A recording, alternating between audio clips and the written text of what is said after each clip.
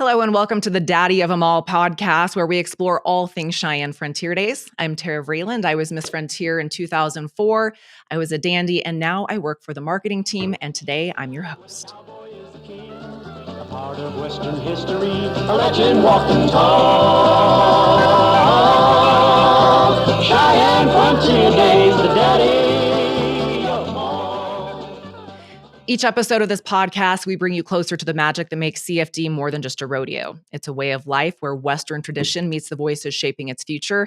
And today we have a voice for you. We are thrilled to welcome a true trailblazer in country music, a Wyoming native, a proud cowboy, and the first homegrown artist to ever headline Frontier Nights. Please welcome Ian Munsick. Welcome, Ian. How are you today, and where are you? I'm doing great. I am actually at my in-laws' house in Ohio.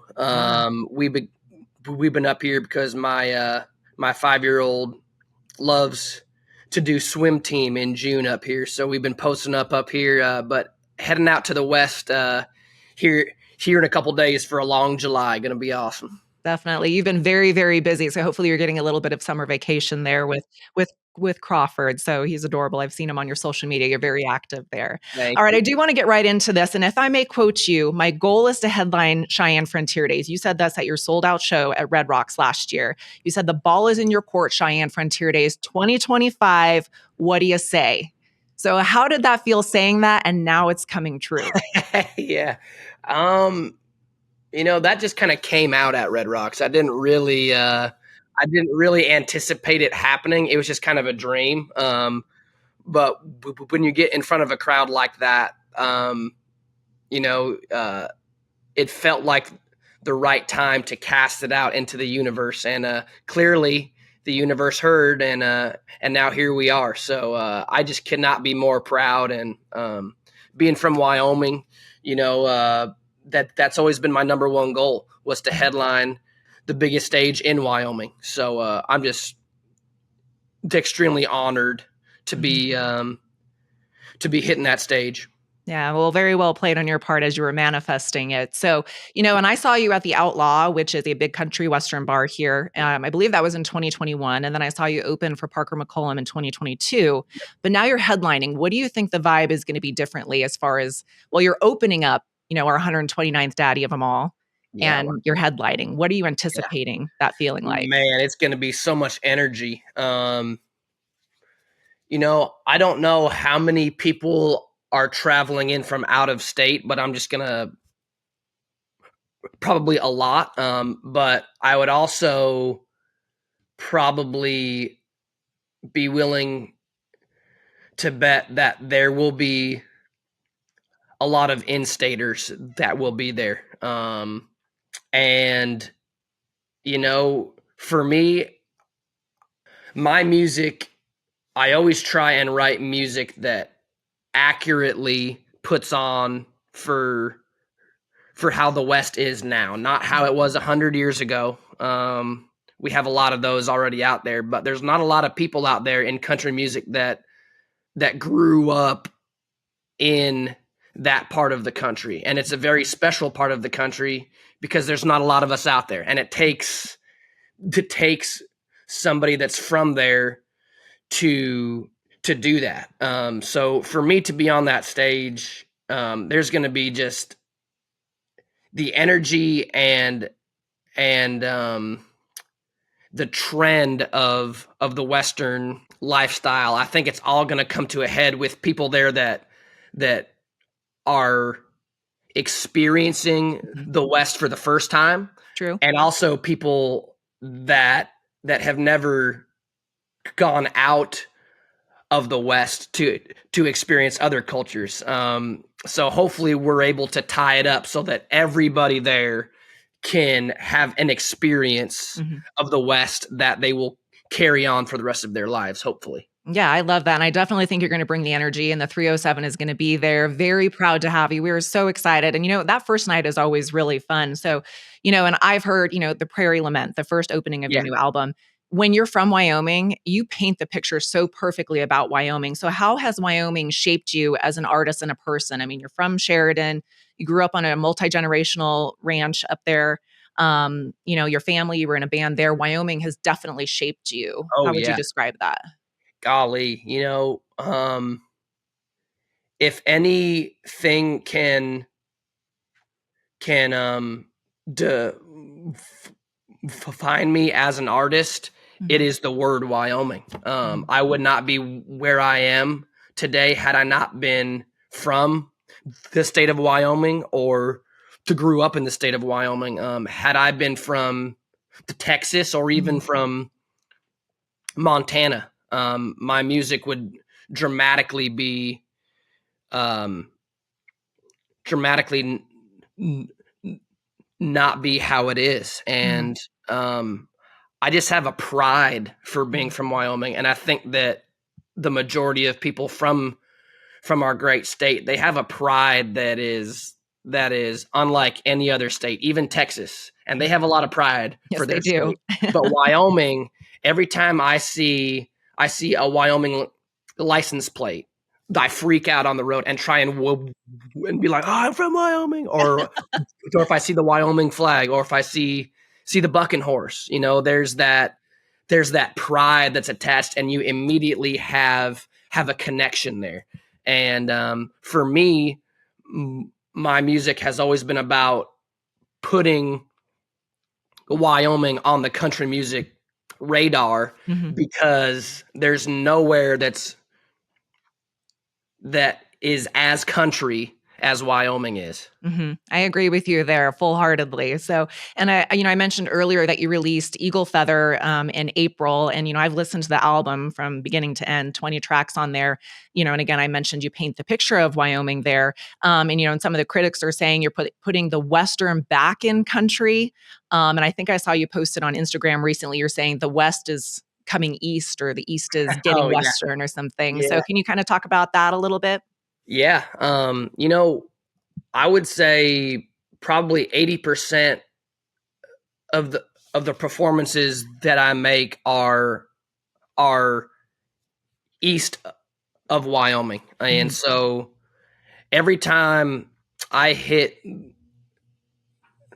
the stage, I'm always I'm always humbled that I'm able to perform outside of the Rocky Mountains, just because I never thought that my music would take me there. And especially the kind of music that I make, that is extremely inspired Mhm.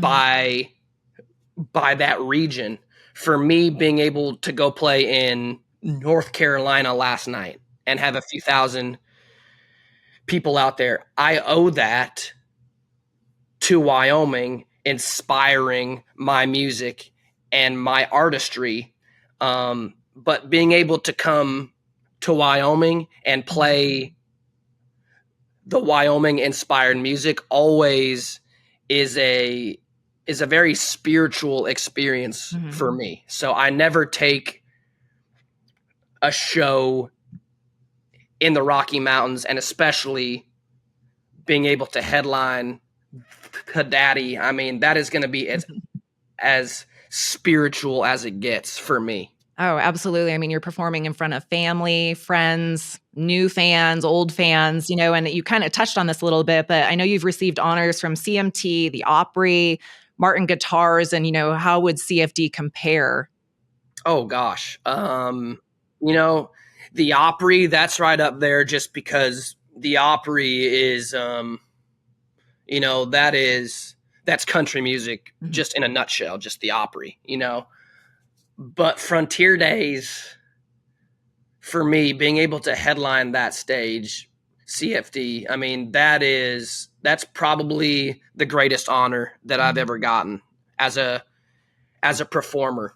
Um, them being able to take a chance on me, Mhm. and for me to hopefully pay homage to that chance, and Mhm. to put on a performance that hopefully CFD will look back on and say that was one of the most Mhm. epic performances that we've ever had. If I can achieve that, then I'm good. Like, I could not play another gig for the rest of my life, and and I would confidently to tell you that I conquered all of my goals. Well, I'm going to break the news to you that I'm sure you're going to have a lot of gigs even after Yeah, hopefully. Frontier Days, but at least you reached it. It's all going to be downhill from there, just so Yeah, you know, that's exactly right. That's until right. we invite you back. So, what is your earliest memory of Frontier Days? Did you come as a child? Did you go to the night shows, the rodeo? What was kind of your experience with Frontier Days, and what kind of enchanted you about it? Yeah. Growing up in Wyoming, and especially on the opposite side of the state. So, it's about a 5-hour drive from where I'm from, way up north, and Mhm. playing country music with my dad and my two older brothers. Mhm. That was always the craziest time of the year for us. We were always playing other places. So I never got to go to Frontier Days until I opened I think the first time was playing the Outlaw in 2021, but the first time I ever truly experienced it on the grounds was the year after when we opened up for Parker McCollum. So that was really my first Frontier Days experience, which was Yeah. pretty special because I got to be a part of it. Mhm. But again, being from Wyoming, that's usually the thing that people hear about it is one, Jackson Hole, two, Frontier Days. And Frontier Days pretty much encapsulates everything that people really treasure about our great state, because there's so much tradition and authenticity that goes into Frontier Days. Yeah, it's definitely legendary. I know some of the Western greats sing about it. You got Garth Brooks, Yep. Chris Ledoux. Is there anything you're doing to prepare special for Frontier Days this year? I mean, it is a big night. I've mentioned it's Oh the yeah. opening night. What can we Yeah. expect, if you can give us maybe a little bit of a preview, unless it's top Well, secret? there's going to be more than me on stage that's from Wyoming. I can tell you that. Ooh. I'm trying to make it as cowboy state as possible, because it's a big night for me, but it's also a big night for our state because we're the first headliner that is from Wyoming. So I'm trying to just really capture the Wyoming spirit, and there's going to be the cowboy spirit that's there every night, just from being at Cadaddy, but being able to capture the Wyoming spirit is something that only us Wyomingites can do. So I'm trying to just capture as much of it as possible. Yeah, that's a tall order. I'm sure you'll accomplish it. So, what can fans expect? New fans. What do you want them to feel when they come to that show, or any show for that matter? Yeah, really, I want you to feel like you're in Wyoming. That's always my goal. And obviously, that night's going to be pretty easy to make you feel like you're in Wyoming, because you are actually in Wyoming. But we always keep them on their toes too. So there's going to be times where you're like, wow, I thought that I was at a country music the concert, and you're going to feel like that for the majority of the time. But then there's going to be a time where it's like, oh my gosh, are we really doing this right now? And that's what I love about being able to be on stage, is that you're going to keep them on their toes, and it's not just going to be another country music Mm-hmm. the concert. It's going to be one that you'll always remember. Yeah, and you'll keep it fun and interesting. And I know you're Always. one heck of a performer. So, do you have any pre-show rituals or superstitions? I know you've probably gotten asked this question before, but Really, the only thing that we do is we say a prayer. I mean, that's the best way to calm the nerves and to put it up to the hours and hours of practice and all of the hard work that my crew has gone through the last few years, and really just humble everyone in the presence of God, because I truly believe that the Lord has put me on this path of music to bring joy into other people's lives. So to give it back to God is always how we walk on stage. And when you do that, you just know that everything's going to be okay at the end of the day. Yeah, I love that. So for the new fans, then what's the best place to start with your music? Yeah, that's I would say my new album is a great way to start because that's where I'm at right now in my life. Mm-hmm. Um, but you really have to go through all of my catalog because it starts off with a boy from Wyoming that's living in Wyoming, Mm-hmm. and then it goes through being away from Wyoming, trying to bring an audience that knows about it, but is from a whole other part of the country through Texas and Georgia, where the majority of country music is really from. Mm-hmm. Trying to educate these people that that the Rockies really deserve a spot in Mm-hmm. country music, and then ending up where I'm at now, just being a spiritual advocate for the Western way of life, because that's a way of life that is going extinct. Even though it's at the top of pop culture, being a Westerner, the true cowboys out there and the true ranchers out there, that way of life is going extinct. And that's just how it is. And we have to keep it alive. And the only way that we can keep it alive is to educate and hopefully inspire people to truly learn about what it takes to be that, and to have the respect for what it takes. Absolutely. That's a really good message for new fans, old fans, people who are involved in the ranching way of life, or those who are interested in it, whether they see it on TV shows or movies, or like you referenced, the pop culture of it right now. It's important. It's an important part of our roots, and you have those roots here in Wyoming. So I anticipate you're going to have a lot of family and friends here. I hope that your beautiful wife, Caroline, is coming. She will be there. Yep. Yeah, and I know that's one of my favorite songs on your new album is Thank Caroline. you. It's a very beautiful song, and you can Thank tell you that very that's much. a tribute. You guys kind of go way back there, just back to Belmont University. And, what are kind of some of the conversations you've had with her or your family specifically about how you're rising? I mean, you've kind of been a part of this, been around for a while, but you are rising so quickly right now. Can you keep up? What's the conversations like? Yeah. She's also my manager, so we always have talks about, what does the next year look like, what's our next goals. Mm-hmm. And truly, I'm gonna have to come up with another touring the goal, because headlining Frontier Days has always been my number one goal. So we're going to have to go back and be like, all right, now what's next? Because we didn't think that we would get here as quickly as we have. But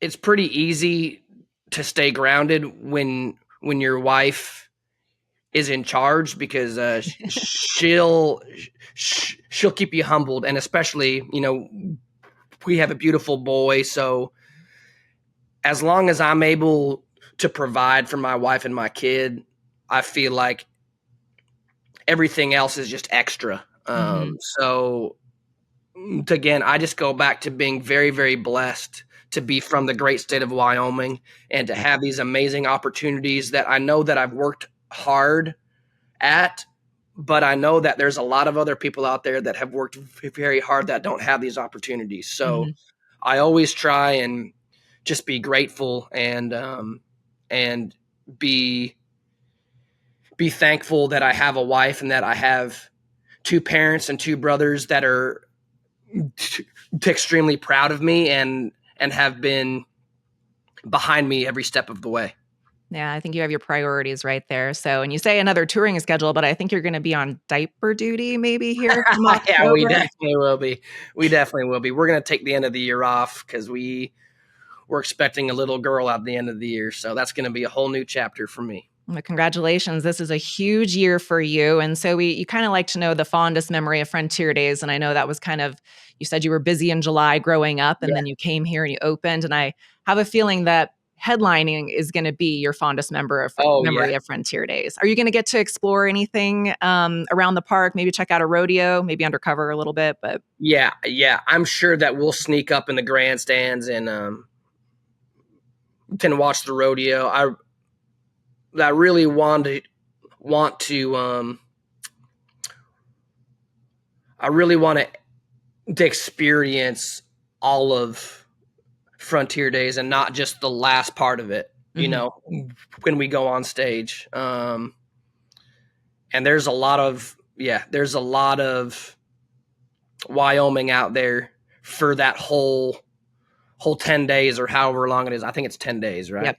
Yes. There's a lot of Wyoming out there that you can experience. And, from all of the artists that are in the halls there, I mean, there is some just incredible artwork there, tooling work, all of these companies and these smaller artists that are in their own lanes there that are all part of the Western culture that people can go out there and can experience. And that was probably the highlight of us playing Frontier Days a couple years ago, was going through there and just being like, wow, look at all this amazing art that is here. And how the culture is still very much alive and well. Mm-hmm. I'd be curious because I have a feeling you're not going to be able to escape the carnival because you have a 5-year-old and the parade. So you're going to get to experience all of it, and it'll be interesting to know. I hope we get to visit with you afterwards to talk about kind of how you experience that, not only through your eyes as a headliner, but also through, your child's eyes, because that was, my experience growing up here was you see the carnivals, you ride the ponies. Is definitely something that gets in your blood. So thank you so much for joining us. Is there anything I didn't touch on that you would like to discuss about coming to Cheyenne Frontier Days, your whole summer, what we can expect? No, I think that you did a great job. And just once again, I'm just very honored to be opening up the opening night. I mean, it's going to be just an incredible night. And if you're going to come to any of these nights, come to the opening Friday night, because it's going to be special. All right, Ian, thank you so much for joining us. We're beyond proud to welcome you home for Cheyenne Frontier Days, and we'll see you at the big stage July 18th. Yes, ma'am. Thank you for having me. Thanks to everyone for joining. We'll be back next time with more from the daddy of them all. A part of Western history, a legend walking tall. Cheyenne.